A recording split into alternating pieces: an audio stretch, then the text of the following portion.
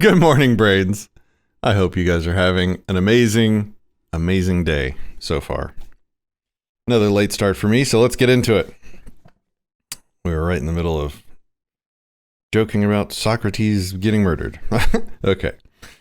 Let's see. You seem to have this childish fear that the wind would really dissolve and scatter the soul as it leaves the body, especially if one happens to die in a high wind or not in calm weather.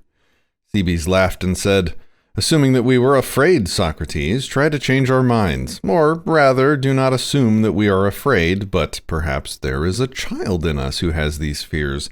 Try to persuade him not to fear death like a bogey. Or maybe there's like a soul that is in charge of fear." Sorry. "You should," said Socrates, "sing a charm over him every day until you have charmed away his fears." "Where shall we find a good charmer for these fears, Socrates?" he said, "now that you're leaving us." Oof. "Greece is a large country, Thebes," he said, "and there are good men in it. The tribes of foreigners are also numerous. You should search for such a charmer among them all, sparing neither trouble nor expense, for there is nothing on which you could spend your money to greater advantage. You must also search among yourselves, for you might not easily find people who could do this better than yourselves." "That shall be done," said Thebes. "But let us, if it pleases you, go back to the argument where we left it." "Of course it pleases me." "Splendid," he said. "We must then ask ourselves something like this. What kind of thing is likely to be scattered?" Oh man, the logic is wild. "On behalf of what kind of thing should one fear this, and for what kind of thing should one not fear it? We should then examine to which class the soul belongs, and as a result, either fear for the soul or be of good cheer." "What you say is true." The people talking to Socrates always just say, "Yes, I agree. What you say is true. Uh-huh, that's right. I think that is the case. I think that is so." "Is not anything that is composite and compound by nature liable to be split up into its component parts, and only that which is non-composite, if anything, is not likely to be split up?" "I think that is the case," said Thebes. "Are not the things that always remain the same and in the same state most likely not to be composite, whereas those that vary from one time to another and are never the same are composite?" "I think that is so." "Let us then return to those same things with which we were dealing earlier, to that reality of whose existence we are given an account in our questions and answers. Are they ever the same and in the same state, or do they vary from one time to another? Can the equal itself, the beautiful itself, each thing in itself, the real, ever be affected by any change whatsoever? Or does each of them that really is, being uniform by itself, remain the same and never in any way tolerate any change whatever?" "It must remain the same," said Thebes, "and in the same state, Socrates." "What of the many beautiful particulars, be they men, horses, clothes, or other such things, or the many equal particulars, and all those which bear the same name as those others? Do they remain the same, or in total contrast to those other realities, one might say, never in any way remain the same as themselves or in relation to each other?" "The latter is the case. They are never in the same state." "These latter you could touch and see and perceive with the other senses, but those that always remain the same can be grasped only by the reasoning power of the mind. They are not seen, but are invisible." I just poured coffee on myself. One moment. A little hot.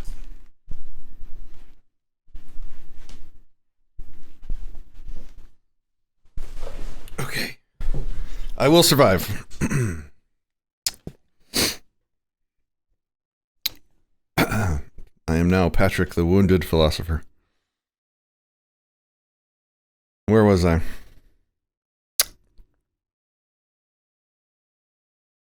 "The latter you could touch and see and perceive with other senses, but those that always remain the same can be grasped only by the reasoning power of the mind. They are not seen but invisible." This is, we're talking about the Platonic forms of these ideas now. That is altogether true, he said. Do you then want us to assume two kinds of existences, the visible and the invisible? Let us assume this. Let us assume this. And the invisible always remains the same, whereas the visible never does? Let us assume that too. These are faulty assumptions, but okay. Now, one part of ourselves is the body, another part is the soul. Quite so. To which class of existence do we say the body is more alike and akin? To the visible, as anyone can see. What about the soul? Is it visible or invisible? It is not visible to men, Socrates, he said. Well, we meant visible and invisible to human eyes, or to any others, do you think? To human eyes. Then what do we say about the soul? Is it visible or not visible? Not visible. So it is invisible? Yes. So the soul is more like the invisible than the body, and the body more like the visible, without any doubt, Socrates. Haven't we also said some time ago that when the soul makes use of the body to investigate something, be it through hearing or seeing or some other sense, for to investigate something through the body is to do it through the senses, it is dragged by the body to the things that are never the same, and the soul itself strays and is confused and dizzy, as if it were drunk, insofar as it is in contact with that kind of thing. Certainly. But when the soul investigates by itself, it passes into the realm of what is pure, ever-existing, immortal, unchanging, and being akin to this, it always stays with it whenever it is by itself and can do so. It ceases to stray and remains in the same state as it is in touch with things of the same kind. And its experience then is what is called wisdom? Altogether well said and very true, Socrates, he said. So basically all knowledge exists in this perfect realm, and your soul is in contact with all of this actual knowledge, but while it's attached to the body, you have a weak link to the knowledge through your soul. And so when you learn something, it's just remembering it from the soul's connection to the perfect state of existence. This is wild, the conclusions people come to, man. Altogether well said and very true, Socrates, he said. Judging for what we have said before and what we are saying now, to which of these two kinds do you think that the soul is more alike and more akin? I think, Socrates, he said, that on this line of argument, any man, even the dullest, would agree that the soul is altogether more like that which always exists in the same state, rather than like that which does not. What of the body? That is like the other. Look at it also this way. When the soul and the body are together, nature orders the one to be subject and to be ruled, and the other to rule and be master. Then again, which do you think is like the divine and which is like the mortal? Do you not think that the nature of the divine is to rule and to lead, where it is that of the mortal to be ruled and to be subject? This is like what happens when you try and apply reason to superstition. It's fascinating to just see how the brain tries to work it. I do. Which does the soul resemble? Obviously, Socrates, the soul resembles the divine, and the body resembles the mortal. Consider then, Cebes, whether it follows from all that has been said that the soul is most like the divine, deathless and like the divine, deathless, intelligible, uniform, indissolutable. Is that a word? I think it means like indissolvable. Okay. Whatever. Always the same as itself. It's too early for this. Always the same as itself, whereas the body is most like that which is human, mortal, multiform, unintelligible, soluble. Oh, so maybe it's indissoluble. Whatever. Soluble and never consistently the same. Have we anything else to say to show, my dear Cebes, that this is not the case? We have not.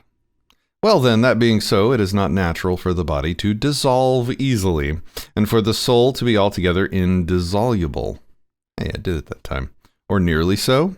Of course.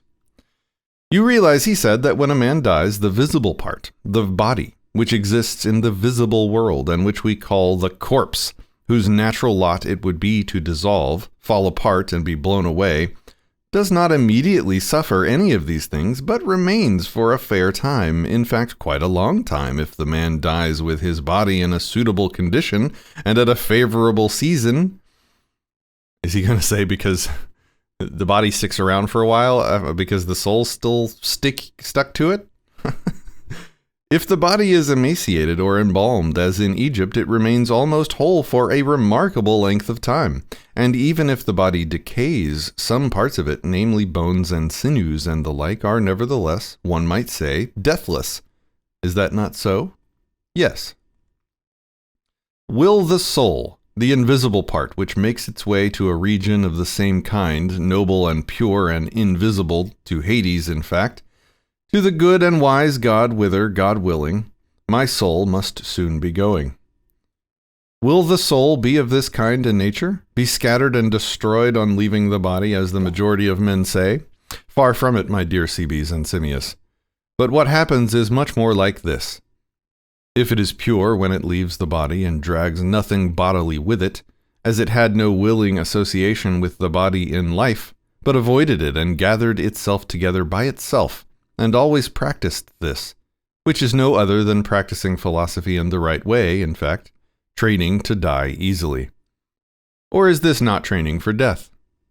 It surely is. A soul in this state makes its way to the invisible, which is like itself, the divine and immortal and wise, and arriving there it can be happy, having rid itself of confusion, ignorance, fear, violent desires, and the other human ills. As is said of the initiates, truly spend the rest of time with the gods. Shall we say this, Cebes, or something different? This, by Zeus, said Cebes. But I think that if the soul is polluted and impure when it leaves the body, having always been associated with it and served it, bewitched by physical desires and pleasures to the point at which nothing seems to exist for it but the physical, which one can touch and see or eat and drink or make use of for sexual enjoyment.